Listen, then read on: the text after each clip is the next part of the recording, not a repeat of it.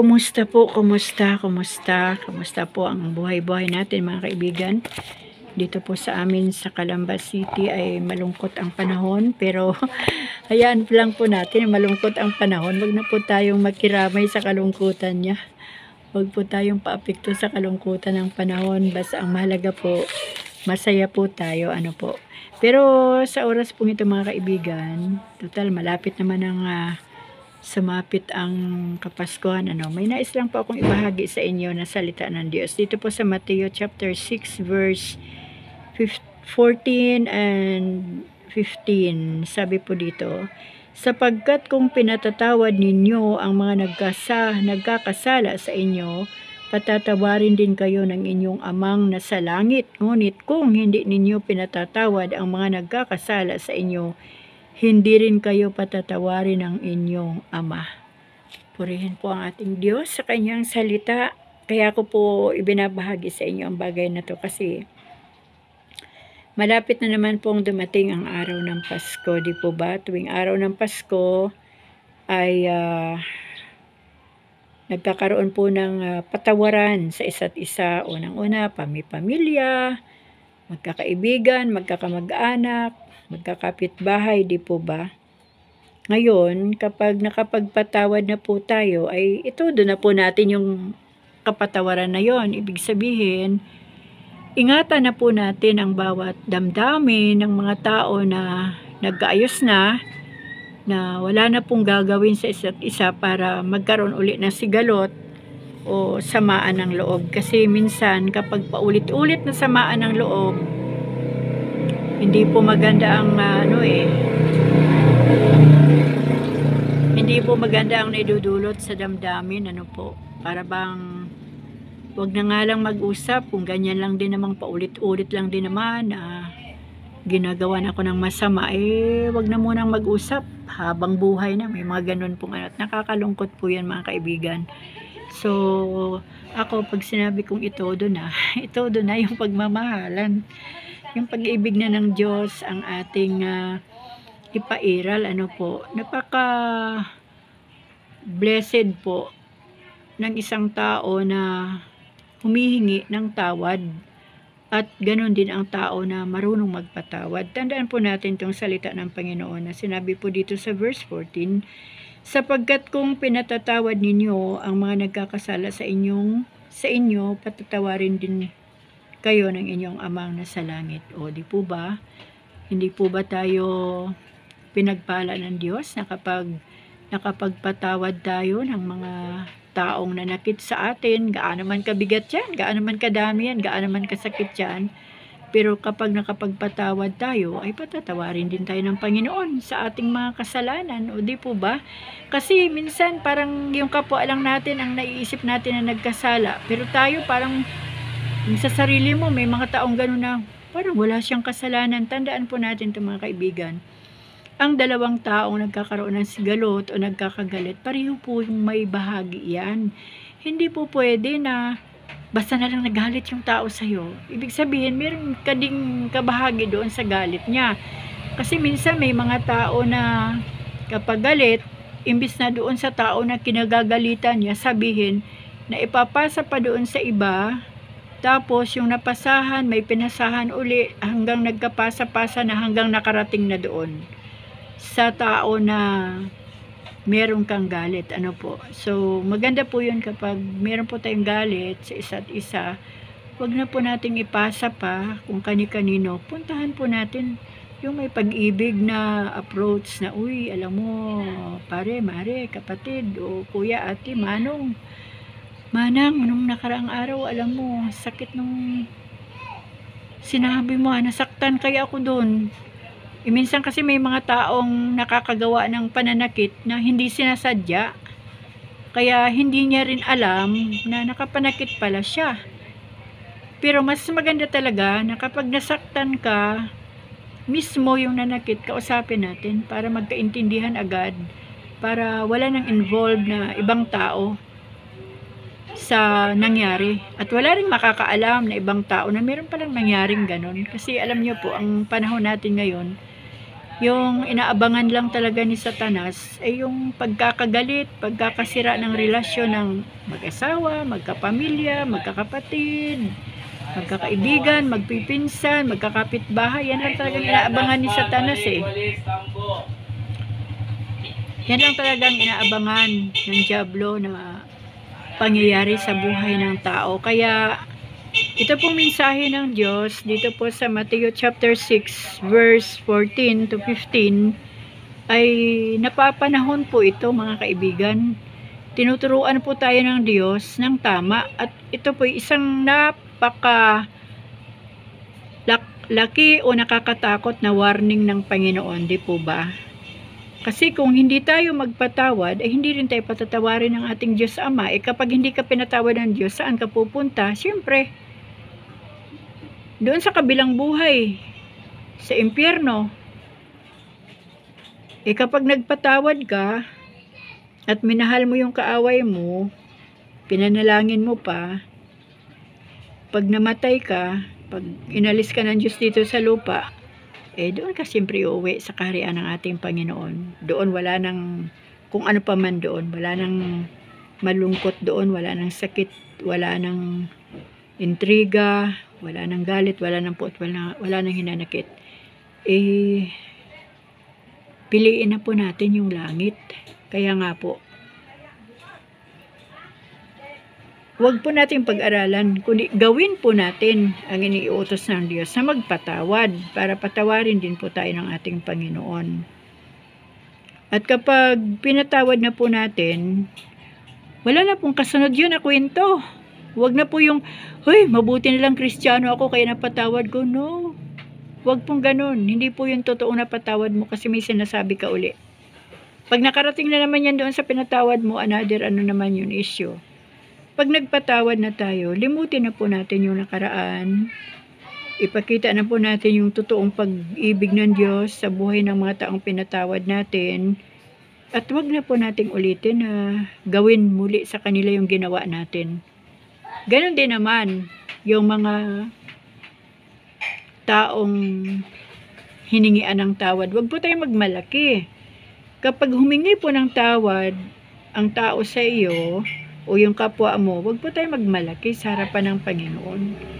Pasalamatan na lang natin ang Diyos dahil nakarealize yung taong yon ng kanyang kamalian, kaya humingi ng tawad o sorry,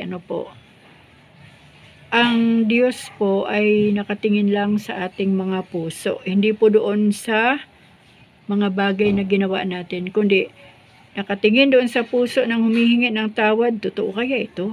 Yan. Pag nakita ng Diyos na tama talaga yung paghingi ng tawad, yan. Pagpapala po yun ang kapalit. At doon naman sa taong hiningian ng tawad, titignan din ng Diyos ang kanyang puso. Totoo kaya yung sinabi niya na pinapatawad na niya? So, kapag nakita ng Diyos na totoo talaga yung pagpapatawad niya, so pareho silang may blessing.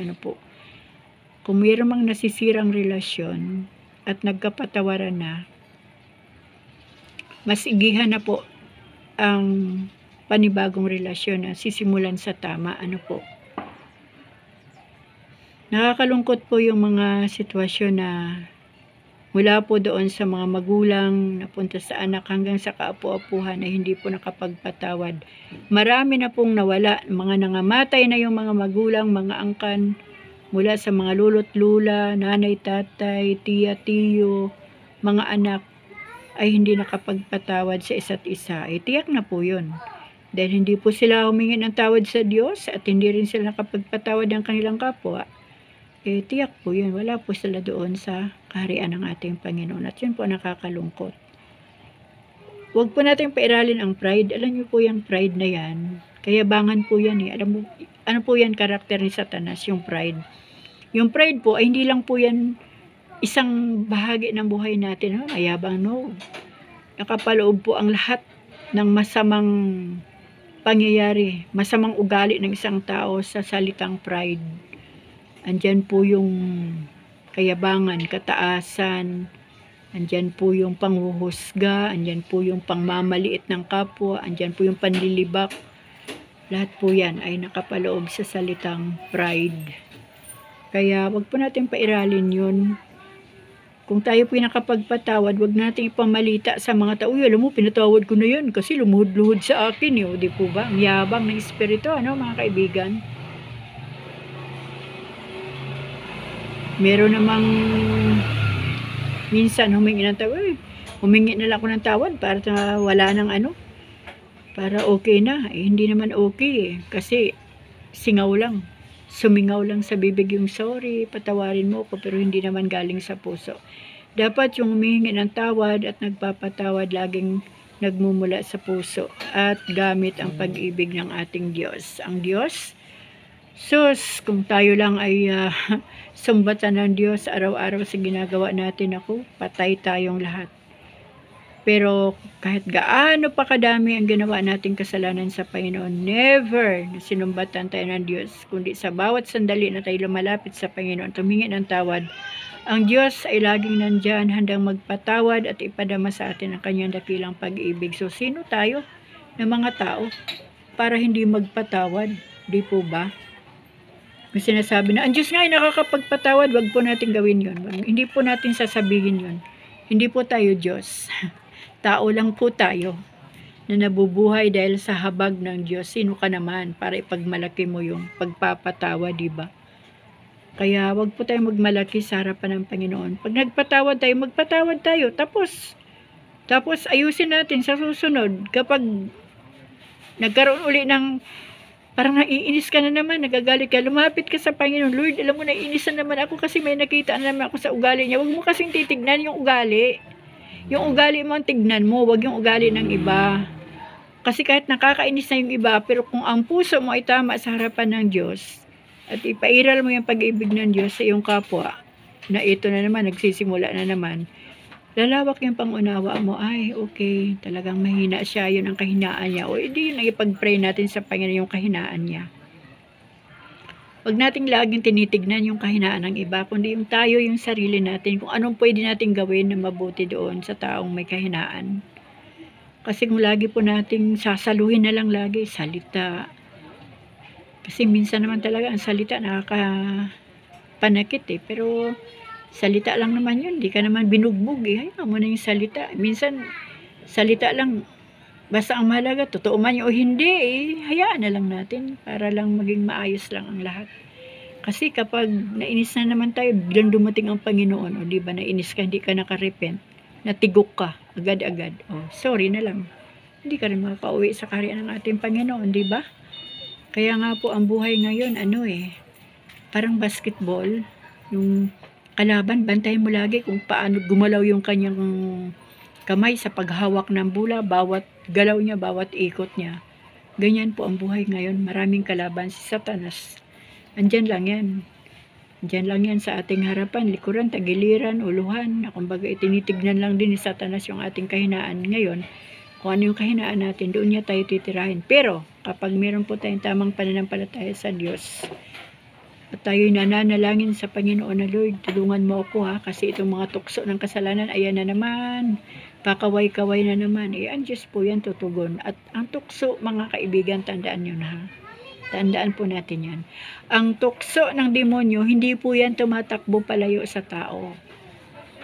Palapit po yan ng palapit, kaya mismo ikaw na anak ng Diyos, ikaw ang lumayo sa tukso. Huwag po nating bigyan ng meaning na maganda yung utukso, layuan mo ako. No, sorry na lang si tukso.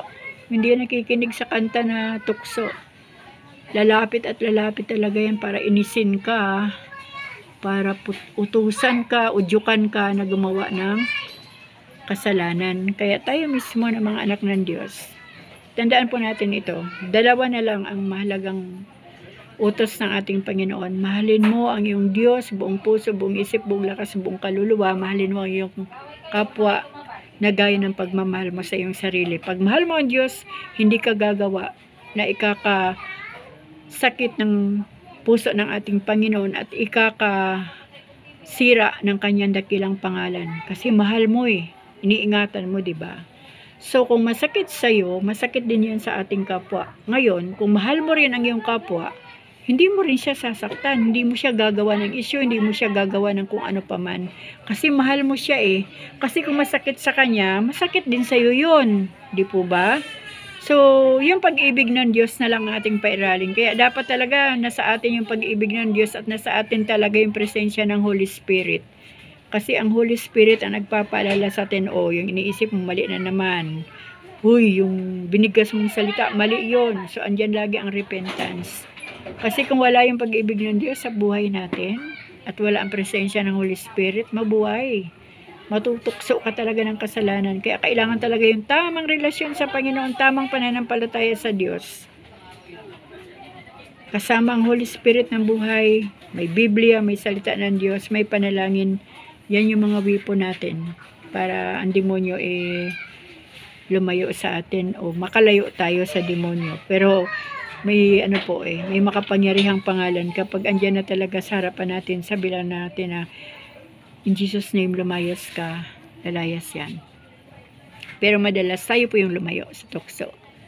Alam niyo naman po ang mundo ngayon, mapanukso talaga ang mundo ngayon eh. Kaya yun mga kaibigan ha, tandaan po natin ang Matthew chapter 6 verse 14. Uulitin ko po, sapagkat kung pinatatawad ninyo ang mga nagkakasala sa inyo, patatawarin din kayo ng inyong amang nasa langit. Ngunit, kung hindi ninyo pinatatawad ang mga nagkakasala sa inyo, hindi rin kayo patatawarin ng inyong ama. Sino po ba yung ama natin? O di yung lumikha ng buhay natin. Saan ba yung ama natin? Siyempre, nasa kalangitan. Ngayon, pag hindi tayo pinatawad ng ating Diyos sa Ama, sorry na lang, impyerno ang pupuntahan ng tao, di po ba? So, yun lang. Kapag nagpatawad tayo, limutin na natin yung nakaraan. Huwag na nating ungkatin, huwag na nating ikwento na, huy, nakapagpatawad ako. Huwag na rin natin ikwento, alam mo, humingi siya ng tawad. Huwag na yun, tapos na yun eh. Kayong dalawa na lang yun at ang Diyos ang nakakaalam. Tama na, tapos simulan uli sa magandang samahan. Yan. Kailangan mayroong kasunod yun. Magandang samahan. Huwag yung, huy, ayoko na talaga magtiwala dyan. Panibago na naman kasalanan yun. Dahil hinusgahan mo na naman, di ba? Sige, humingi ng tawad pero hindi na talaga mangyayari. Panibago na namang kasalanan. Pag nagpatawad, kalimutan, tapusin at wag nang pag-usapan yung nangyari kahapon, nangyari ng mga panahon ng Hapon, panahon ni MacArthur, ni Magellan. Tapos na yun tapos na yun. So yung ngayon naman, yung ngayon na lang, tapos bukas uli. Yan na uli ang pag-usapan. Tapos na. Wag nang pasalin-salin pa. Kasi maraming mga tao na gustong-gusto yung mga ganon. Si Satanas lagi nag-uudyok yan So, ganun lang mga kaibigan. Maraming salamat sa ating Panginoon sa hapong ito. Ingat po kayo palagi. At lagi po tayong manalangin, lagi magbasa ng Bible, lagi po tayong gumawa ng mabuti. Dahil ang mabuting gawa ay bunga po yan ng ating tamang pananampalataya sa Diyos. Hindi po yan ang way para maligtas tayo. Tandaan po natin, si Jesus Christ lang ang nag-iisang daan para po tayo makaranas, makatanggap ng kaligtasan at wala nang iba pa. So, yun lang. Hanggang dito na lang po ang inyong kaibigan na si Nanay Relly. Maraming salamat po sa buhay ninyong lahat. Salamat sa buhay nating lahat. Salamat sa Diyos sa kanyang gabay at patnubay. At maaga po akong babati sa inyo. Isa pong masayang bagong taon sa inyong lahat. Bagong taon muna. At maligayang Pasko po sa inyong lahat. Pagpalain po tayong lahat ng ating Diyos. Amen. Bye!